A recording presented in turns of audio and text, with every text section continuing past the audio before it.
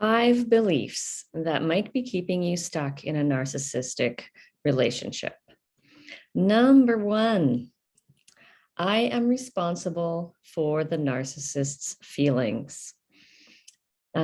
Yeah, this is a very common one, and one that you might feel towards your narcissistic parents, or it might be a spouse or a friend or a boss or whoever it is, feeling like you need to, that you need to be a certain way in order to, kind of take care of their feelings, that you're responsible for how they feel. And you don't want them to be upset, you don't want them to be uncomfortable. So you may not set a boundary because you think, oh, well, that they might be offended, or, so in other words, kind of putting yourself aside in order to, bolster up that narcissist, so that they can feel good about themselves.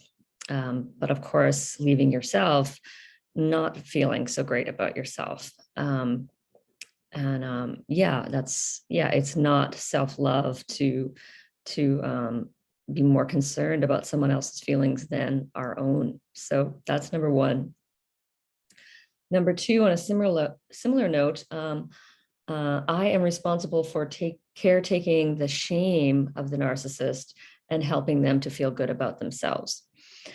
So, and this can be really, really, all of these can be very subtle, and you may not even realize that it's going on because you've just been so brainwashed to believe that that's what you're here for, is to like take care of others and please others and make sure other people are feeling good. And by again, maybe not setting a boundary so that, maybe someone has, let's say someone is, oversharing with you, and you're thinking, this doesn't really feel balanced, but you don't set that boundary with them because you don't want to, again, make them feel bad or something, so that's sort of caretaking their shame. When we decide to, stay quiet and let other people cross over our boundaries, then we're caretaking their shame. And this can also be like in a pitying kind of way. It only comes from pity. That's really important to know.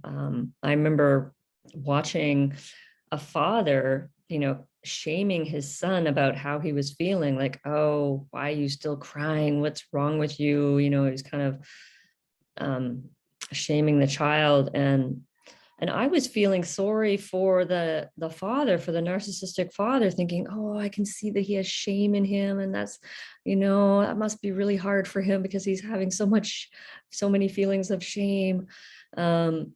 Instead of speaking up and saying, I'm feeling uncomfortable that you're shaming your child right now, So it was shocking to me to find out that that's what I was doing, was pitying, the narcissist and trying to take care of their shame and help them feel better about themselves.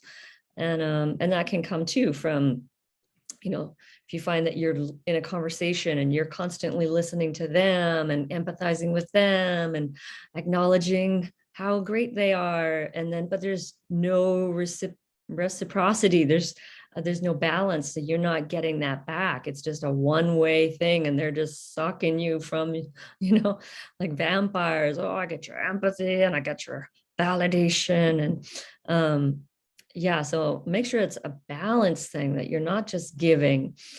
And that brings me to my next point, number 3. We can get this twisted idea that it's good and noble to be this kind of selfless person who gives and gives without caring about their own needs. And I don't know, some of this might come from a religious thing too, but definitely being raised by a narcissist will mess up your mind and think that putting someone else's needs above your own is somehow makes you a good person. So in a way, you're bolstering your own self-worth and self-esteem by thinking that you're being noble, being good, by taking care of someone else's needs above your own. So no, that's not self-love. Self-love is absolutely number one. If you're not loving yourself, you are not loving anyone. So yeah, I know that, sometimes we might try to fool ourselves there and think, well, but I'm being such a good person. But if you, yeah, it really is self-love first. Absolutely. So always be checking in with that. Number 4, if I am fill in the blank enough, they will change, or they will accept me and love me. So you can fill in that blank with, if I'm compassionate enough, if I'm kind enough, if I'm, a good enough listener, all those things, then, we're hoping that maybe they'll eventually change, and we keep holding on to that thread of hope that one day we'll be able to unmask and reveal this loving, kind person that's underneath the narcissist, but there isn't one. It's really important to understand that narcissism is like, it's like it's a brain disorder, not unlike our own brain disorder of C-PTSD, except theirs causes them to, abuse other people. And so it's important to know that the chances of that changing are like very, very slim to like nil. Like most people just agree that narcissists will not change because it's something their brain did not, develop properly. It's important to know that, it's just like someone who has, I don't know, schizophrenia, or I don't know, I'm trying to think of a disorder that, you would probably, you wouldn't change from, if you had a brain injury that wouldn't heal, then, anyway, on to the next, number 5. If I am loving or compassionate enough, or healed enough, then I can be with this person. I find this is maybe the most bizarre belief, but I think I used to do this with my ex-husband, thinking that, if I just heal myself a little bit more, if I'm just a bit calmer and more compassionate, then I can be with this man who's smashing printers and throwing bowls across the room and stabbing things with scissors.